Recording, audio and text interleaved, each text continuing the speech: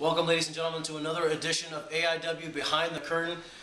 And my guest here today is the last of a dying breed, Eddie Kingston. And This guy.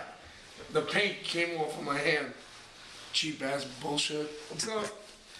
Now, Eddie, the purpose of the Behind the Curtains, we've seen what you can do in the ring, but we want to see what makes up the man, Eddie Kingston. So my first question for you is, what was it that made you fall in love with professional wrestling? I don't know. Next question. Near early training. No, I just loved it as a kid. I thought it was awesome as a kid. Then I saw Eddie Gilbert in Global when that was on ESPN. And he was I saw Hogan and all the WWF guys and NWA guys when we had illegal cable at my house. But then, I don't know, I just saw Eddie Gilbert on ESPN and that made me, he was the first guy that made me say, hey, I want to maybe do this or try this. So, I know Eddie's dead and everything, but thanks a lot, Eddie. Thanks. How did you go about attaining your goal of getting a career in professional wrestling? Where did you get your initial training at? This place in Jersey that closed down. The guy was a dick. And he kicked me and Blackjack and Jigsaw out. And then we found Mike Quackenbush and Reckless Youth School, and then we're like, all right, we'll go there. And this guy was like leading us in that path, in that direction. So you got to thank Hubert, is his name, for all the direction. Now, as Hubert is giving you your initial start in the business, was there anyone that took you under their wing to kind of show you the way, the proper way, the etiquette in the locker room? Oh, there was a lot of guys. It was Quack, Chris Hero, or whatever his new fucked up name is. There was Tracy Smothers, there was Ian Rotten. Homicide helped me out, still helps me out a lot to this day. And promoters have to stop being scared of booking me and Homicide as a tag team. So, right, stop being scared. Alright, you fucking pussies, stop it. Stop. And there was a bunch of other guys I can't. Like, I don't want to keep mentioning names and forget people, but there was a lot of guys. A lot of hardcore guys were really cool. Like, you would think those guys would be out of their minds. Like, they are in the ring, but they're really, like, if they like you, you're set. So. Can you take us into your first professional wrestling match? Any memories of it? I had, like, purple gear. I had purple pants that I bought from a Halloween store because our gear didn't come in. I forgot where we ordered it from. And then when it did come in, it was messed up. But anyway, so me and Blackjack had purple gear and like wore cut-off T-shirts and wrestled two guys in masks and just, it was fun. It was nice. You know, it was great to wrestle with Jakara. It was like their fourth or fifth show, I think. So it was just fun. Now, your early part of your career, you were known in a tag team as the Wild Cards with Blackjack Marciano. Can you take us back, because some of our younger fans may not even know who Blackjack Marciano is? Well, he was way better than me, I can tell you that much. No, me and him teamed up. We were friends outside the ring for a couple of years, and we both liked the same things. We liked the Midnight Express, we liked Tully Blanchard and Arn Anderson. You know what I mean, the Rockers and all those tag teams we used to watch constantly. Watched a lot of Memphis tag teams, one in particular, Bill Dundee and Jerry Lawler when they teamed up. But the interns we would watch, and we just loved old school wrestling. So the funny thing was, I had a union job at the time, so I would have to be up at like 6 in the morning to go to work, and I would go over to Blackjack's house and stay there till like 4 or 5 in the morning watching wrestling, sleep, change at his place, and then go to work, and then come back, do the same routine all over again. So, it was good times. It was good times. As you made your way into the professional wrestling business, can you tell us about some of the promotions that you worked for? Man, I get hit in the head a lot, so I forget a lot of them.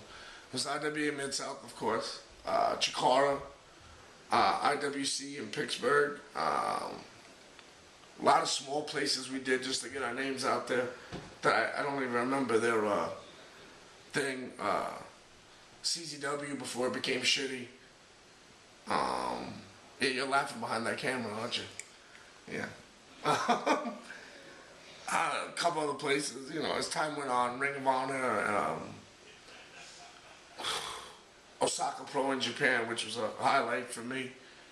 Because I didn't want to go to WWFE. I didn't want to go. I wanted to go ECW originally, but of course they closed down right when I broke in or started training. So I didn't want to go anywhere but Japan. So that was cool to do that. So yeah, there's a lot of promotions. You know, one shots here. You know, maybe 2 months here, 2 months there. You know what I mean? So you just do what you gotta do to make money, and then promoters get scared to book you and Homicide as a tag team because they're marks. I'm just saying. Now, you obviously have an issue with the promoters not booking you and Homicide as a tag team. Is there promoters that have kind of like screwed you over in the past that you? Oh no, I'll work for anybody. It doesn't matter.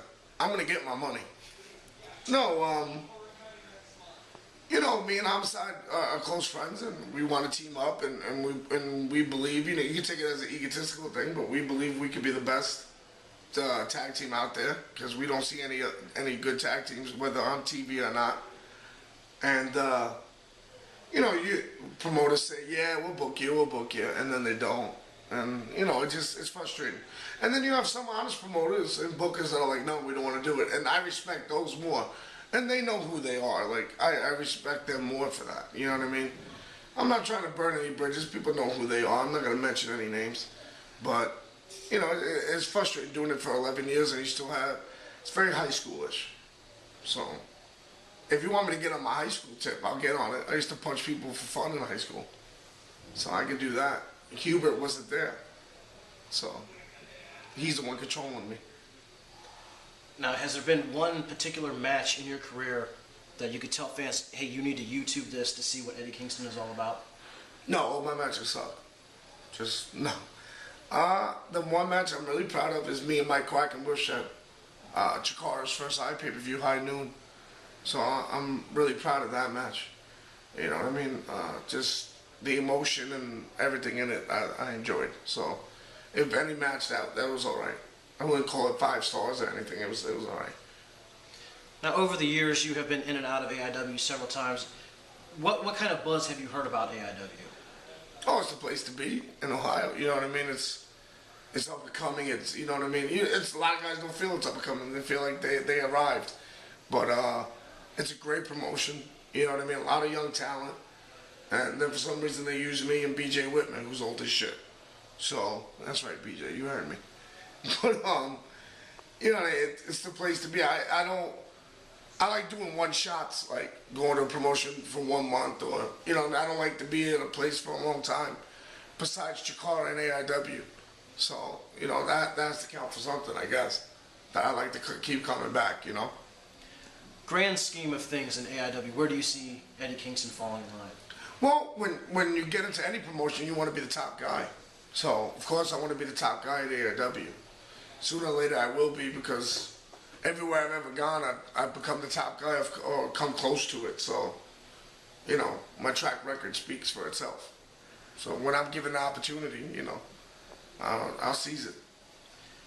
Besides a shot at the absolute heavyweight championship here in AIW, who would be Eddie Kingston's dream opponent here in AIW? Tim Donst, because he's a bitch. I want to beat the shit out of Tim Donst. I love beating the shit out of him. So, AIW, make it happen. Everywhere else will make it happen. I want to do it here. I want to show the AIW fans how much of a bitch Tim Donst is.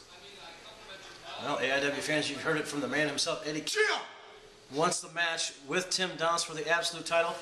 Eddie, thank you so much for joining me here for Behind the Curtain. Thank you. Hubert is happy. Hubert is happy. Best of luck to you and Hubert. I'm assuming Hubert will for booking information, go to Hubert at Gmail, Hubert69@gmail.com. If someone really makes that up, that would be awesome, wouldn't it?